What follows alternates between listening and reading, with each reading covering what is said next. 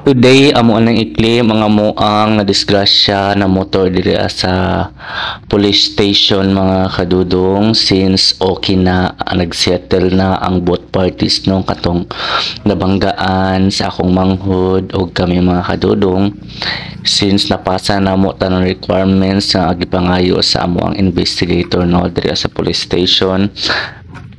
So pwede na mo makuha ang amo ang both amo ang motor o katong tangkal sa kabangga ni sa akong manghod mga kadudong no. So this time amo na siyang ikarga mga kadudong, kay nagka-settle naman mi sa barangay og sa attorney mga kadudong na in case og unsay mahitabo pa nga wala nami mga gukod-gukuron, wala nami gukuron sa iyaha og sila pod nasabutan pod nga wala na po sila gukuron sa amo ang mga kadudong, since suma naman ang tanan no nagkasinabot nami og okay na ang tanan mga kadudong.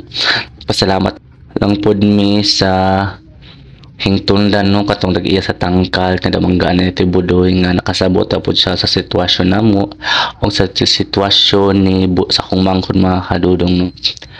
Kasi nabot lang pod mi nga sa mga kondisyon nga among ginapirmahan sa barangay na-settle siya mga kadudong. So karon mga kadudong no kay amo na siyang karga gikuha na mo sa pedicab. Actually pa ni siya mga kadudong, 3 days ago pa dapat na mo nakuha po, karon lang medyo nakanugar og kuha ng mga kadudong no. So gidalaan na mo siya pedicab, amo na siyang gikarga dira sa likod sa pedicab mga kadudong, since mudagan pa man ni ang ligid sa ulahi nga bahin sa motor mga kadudong no. So gitabangan lang pod mi diri sa pulis o bakal kay bugat-bugat jud ba siya mga kadudong no.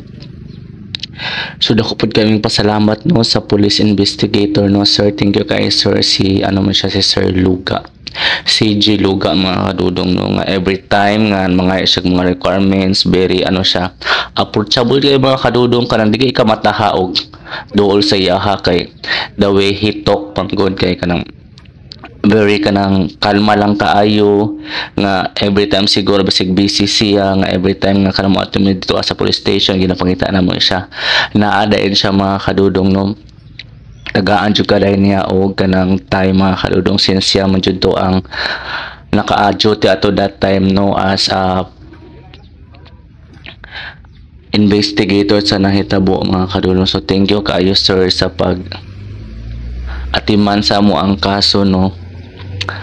Kaya every time mga sa requirements amo ang pong gina-provide mga kadudong. Sa mauni karon lesson learned na ni sa ako mangkod mga kadudong, kay di jud ba ilalim madisgrasya no. Magana swertihan pa siya mga kadudong nga wala jud kaayo nagabrihan siya og katuya mga bangga swerte lang gi kayo no, kay nataga sila chance nga mabuhi jud ni ako mangkod nga makasabot na lang ta. Makalagot siya no, pero dawat-dawat ang tanan si kinabuhi mga kadudong no. So next time mag-amping ta sa atong biyahe mga kadudong, kay gasto kaayo og mabanggaan ta no, makabangga or mabanggaan.